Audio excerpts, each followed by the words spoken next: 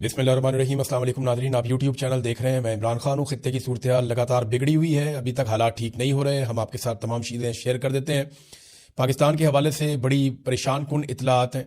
ایران کے بعد سب سے بڑا نقصان پاکستان میں ہوا ہے، وہ کیسے ہوا میں پاکستان کی تفصیلات آپ کو بعد میں بتاتا ہوں، لیکن پہلے ایران اور امریکہ کی لڑائی کے حوالے سے اس وقت تک کی جو تازہ ترین صورتحال ہے وہ میں آپ کے سامنے رکھنے والا ہوں۔ لڑائی میں بہت سارے اور ممالک اب کودنا شروع ہو گئے ہیں، جن میں سب سے پہلے برطانوی وزیر اعظم نے امریکہ کو اپنی ملٹری بیسز ایران پر حملوں کے لیے استعمال کرنے کی اجازت دے دی ہے۔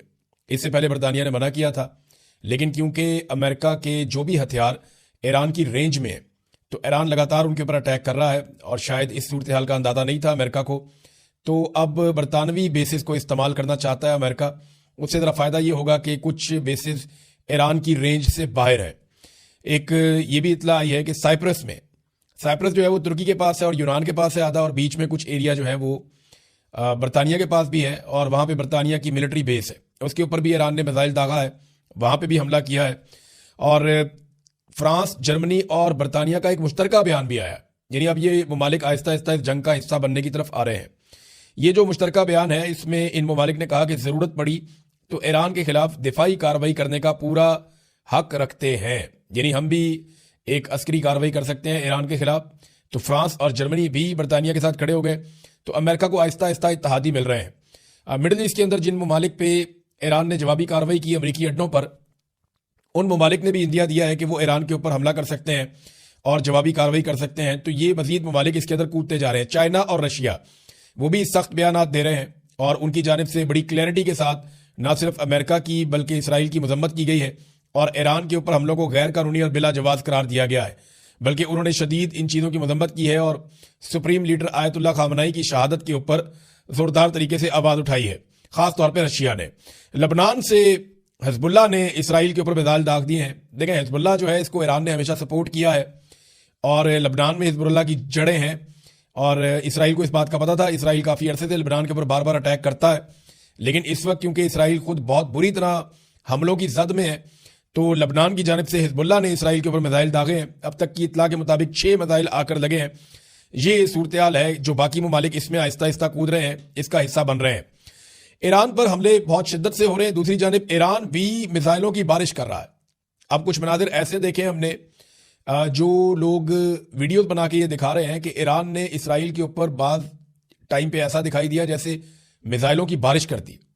بہت زیادہ میزائل جا کر گرے ہیں، اور جو قطر کے اندر امریکی بیسز ہیں وہاں پہ بہت زیادہ ایرانی میزائل جا کر گرے ہیں۔ اور کچھ میزائل اب وہ یہ بتا رہے ہیں کہ پہلے جو میزائل آ رہے تھے ان کی رفتار اور طرح تھی، وہ دکھائی بھی دے رہے تھے، لیکن اب جو میزائل آ رہے ہیں وہ تو دکھائی بھی نہیں دیتے، بہت رفتار سے آ رہے ہیں، ان کا صرف دھماکہ سنائی دیتا ہے اور وہ صرف آواز آتی ہے ان کی۔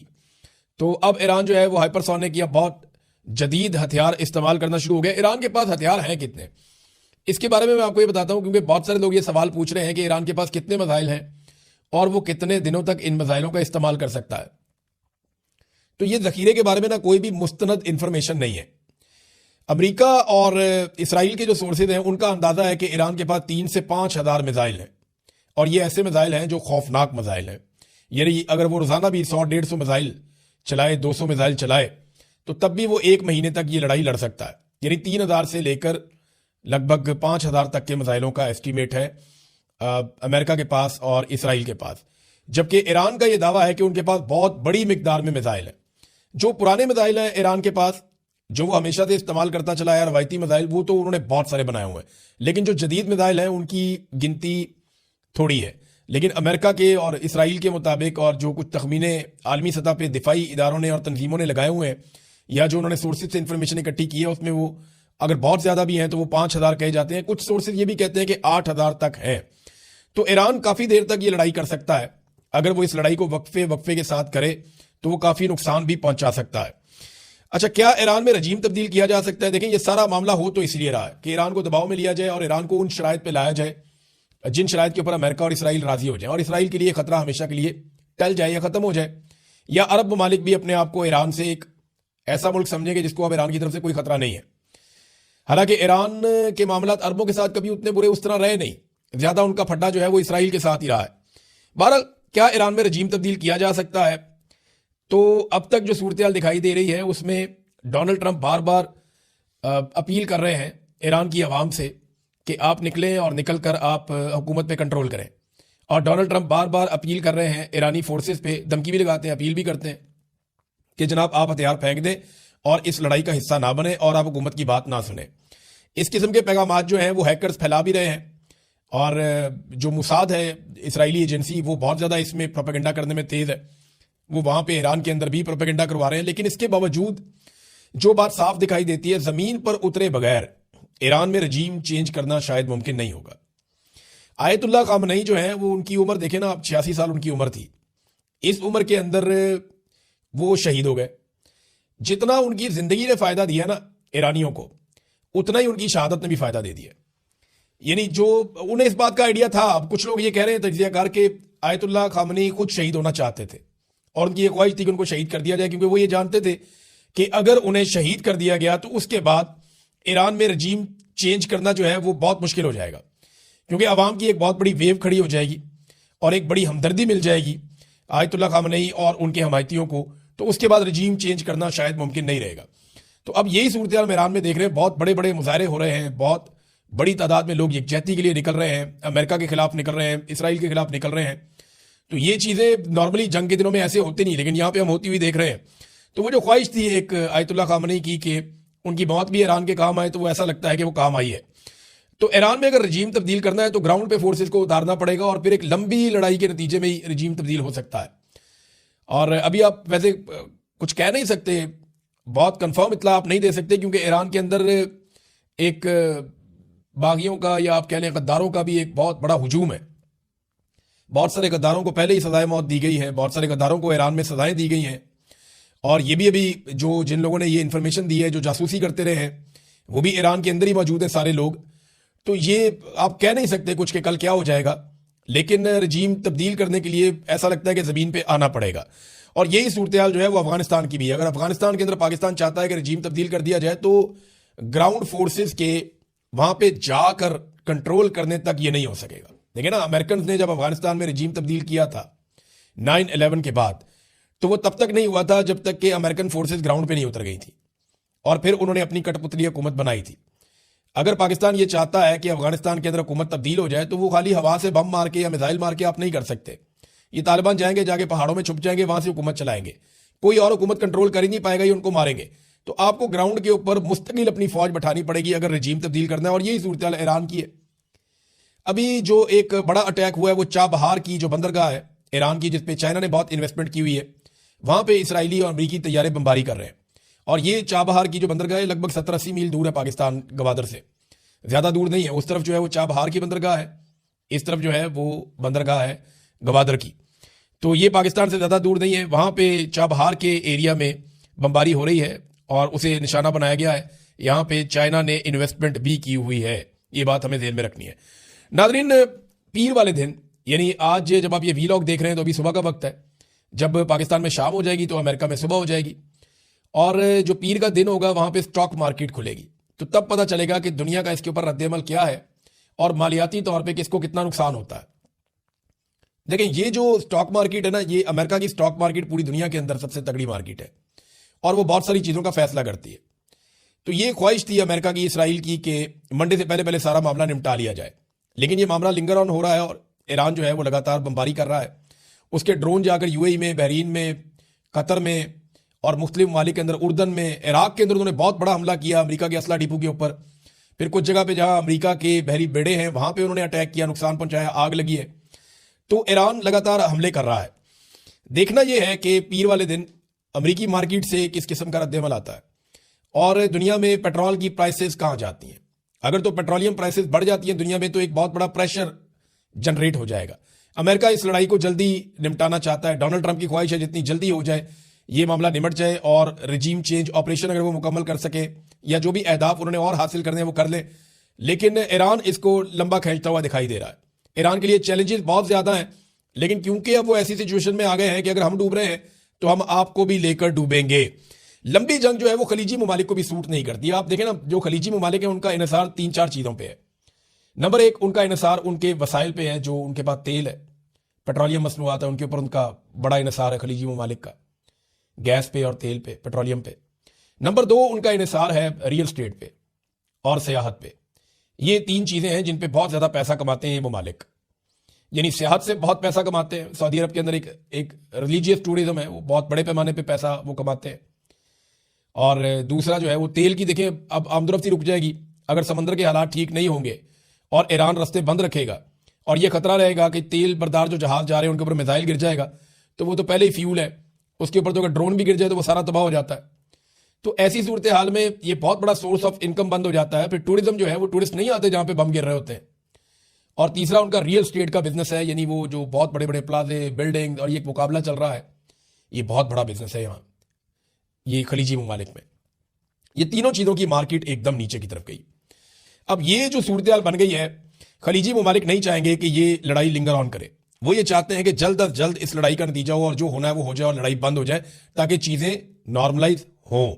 ایران اس لڑائی کو کتنا لمبا کھینچ سکتا ہے؟ دیکھیں اس لڑائی میں پیسہ بہت زیادہ خرچ ہو رہا ہے. ایک جو میزائل ہے, جو پیٹریاٹ ایئر ڈیفنس سسٹم میں امریکہ استعمال کرتا ہے, اس کی قیمت لگ بھگ $4 ملین ہے. اور اسی طرح جو آئرن ڈوم ہے اس کی بھی قیمت بہت زیادہ ہے. ان کی جو بیٹریز ہیں, ان کے جو میزائلز ہیں جو آنے والے میزائلوں کو ڈیفیوز کرتے ہیں, ایران جتنے کا میزائل مارتا ہے اس سے بہت زیادہ پیسوں سے وہ اس کو روکتے ہیں, کیونکہ ایک ایک میزائل کو مارنے کے لیے وہ نیچے سے بہت سارے میزائل فائر کرتے ہیں. تو یہ لڑائی سستی بھی نہیں ہے, بہت مہنگی پڑ رہی ہے اس وقت لڑائی امریکہ کو اور اسرائیل کو. دیکھیں اس سے پہلے امریکہ نے جو لڑائیاں لڑی ہے ماضی میں, اس میں امریکہ نے مارا ہے, روکا نہیں ہے, کیونکہ امریکہ کے اوپر اس طرح اٹیک نہیں ہوا ان کی بیسس پہ, ان کی چیزوں پہ. اب اس مرتبہ یہ الٹا سلسلہ چل رہا ہے تو ان کو بہت مہنگی یہ لڑائی پڑ رہی ہے اور لگاتار وہ روکنے کی کوشش کر رہے ہیں. اب آگے ناظرین پاکستان کے اندر صورتحال کیا ہے اور کس طرف جا رہی ہے. پاکستان اب تک جو ہے وہ سب کو خوش رکھنے میں کامیاب رہا. میں صاف صاف آپ سے بات کروں گا. پاکستان کو ایران نے بھی کہا جی ٹھیک ہے آپ نے مذمت کی, آپ کا شکریہ. خلیجی ممالک جو ہیں پاکستان نے سب سے رابطہ کیا, جی ہم آپ کے ساتھ ہیں. امریکہ جو ہے اس کو پاکستان نے بالکل اس کی مذمت نہیں کی.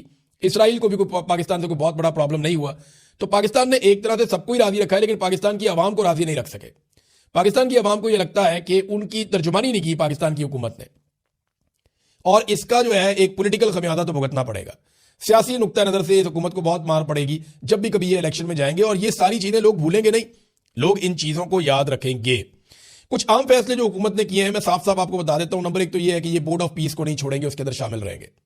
یہ اناؤنس نہیں کریں گے ان فیصلوں کو, لیکن سورسز یہ کہہ رہے ہیں کہ یہ کبھی بھی بورڈ آف پیس کو نہیں چھوڑیں گے, یہ بورڈ آف پیس میں شامل رہیں گے اور ڈونلڈ ٹرمپ کے ساتھ چلیں گے. اور ڈونلڈ ٹرمپ کو جو امن کا نوبیل انعام انہوں نے نامزد کیا ڈونلڈ ٹرمپ کو, وہ نامزدگی بھی واپس نہیں لیں گے. یہ بھی فیصلہ انہوں نے کیا.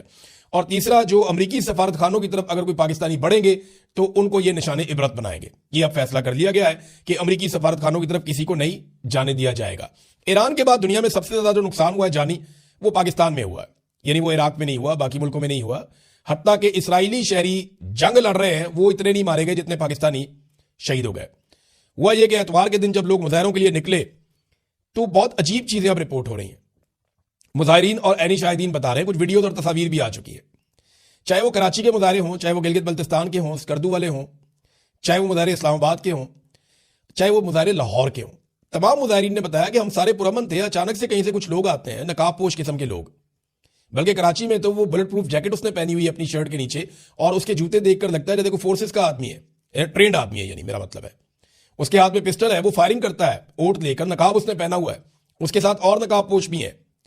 اور یہ کاروائی کرنے کے بعد وہ لوگوں کو کھینچتا ہوا لے جاتا ہے کونسل خانے کی طرف. یعنی لوگوں کو انسٹیگیٹ کیا گیا. جو علماء اکرام ہیں انہوں نے لوگوں کو کہا تھا پرامن رہنا, آپ نے احتجاج کرنا ہے. لیکن یہ جتھے کہاں سے آئے, یہ لوگ کہاں سے آئے؟ دیکھیں 9 مئی کو یہی تو ہوا تھا. پاکستان تحریک انصاف کی لیڈرشپ بار بار یہ کہتی رہی ہم تو جانا ہی نہیں چاہتے تھے کور کمانڈر ہاؤس کے اندر. وہ تو چند نقاب پوش آئے, وہ لوگوں کو گائیڈ کرتے تھے, آؤ چلیں, آؤ آگے بڑھو, تم غیرت کھاؤ, تم ادھر چلو. وہ کاروائی ڈال کے نکل گئے. بعد میں لوگ وہاں پہ, اب عوام تو جذباتی ہوتی ہے, آپ اس کو جس طرف لے جاتے ہیں وہ چل پڑتی ہے. یہی کام گلگت بلتستان میں ہوا. لوگوں نے باقاعدہ بتایا کہ انہوں نے ایسے لوگ دیکھے جنہیں وہ نہیں جانتے, اور انہوں نے یہ کاروائیاں ڈالی, انہیں پکڑنے کی کوشش کی گئی, لیکن دوسرے نقاب پوش لوگ ان کو چھڑا کر لے گئے. اب یہ نامعلوم افراد کون ہیں جنہوں نے حالات خراب کرنے کی کوشش کی, اور وجہ کیا تھی؟ پاکستان میں ڈیفرنٹ اطلاعات آ رہی ہیں. سب سے کم جو اطلاع آئی ہے 30 افراد جاں بحق ہوئے ہیں ان واقعات میں. یعنی 30 لوگ شہید ہو گئے جو احتجاج کرنے کے لیے نکلے تھے. آیت اللہ خامنئی کی شہادت کے بعد جو لوگ احتجاج کرنے کے لیے نکلے ان میں 30 لوگ کم سے کم, اور جو زیادہ اطلاعات آ رہی ہیں 40 تک لوگ بتائے جا رہے ہیں کہ جو شہید ہو گئے ہیں پورے پاکستان میں. اسلام آباد میں بھی اسی طرح واقعہ ہوا, لاہور میں بھی ایسے ہی ہوا, کراچی میں بھی ایسے ہی ہوا. اور گلگت بلتستان میں بھی ایسے ہوا, اور پشاور کے اندر جو ہے وہاں پہ بھی آنسو گیس کی شیلنگ اور پولیس کو کنٹرول کرنے کے لیے سب کچھ کرنا پڑا. اب یہ لوگ صحافی جو ہیں ان سے بات ہوئی, وہ کہتے ہیں ہم بھی حیران ہیں. یعنی ہمیشہ جب بھی کوئی یہ کانسولیٹ کی طرف بڑھتا ہے تو پہلے کنٹینر لگا دیتی ہے پولیس 3-4 بیریئرز بنا دیتی ہے, آگے کھڑی ہو جاتی ہے, آنسو گیس کی شیلنگ ویلنگ کرتے ہیں, لوگوں کو روک لیتے ہیں, کبھی کانسولیٹ تک جانے نہیں دیتے. لیکن وہ کہتے ہیں ہم حیران رہ گئے کہ اس مرتبہ ہوا کیا پولیس کو. سب کو پتا تھا کہ لوگ نکلیں گے اور کانسولیٹ کی جانب بڑھیں گے, لیکن کسی قسم کا کوئی انتظام نہیں کیا گیا. پہلے چند لوگوں نے آ کر نامعلوم افراد نے لوگوں کو اشتعال دلایا اور اس کے بعد گولیاں چلا دی گئیں, اور یہی ہر جگہ پہ ہوا ہے.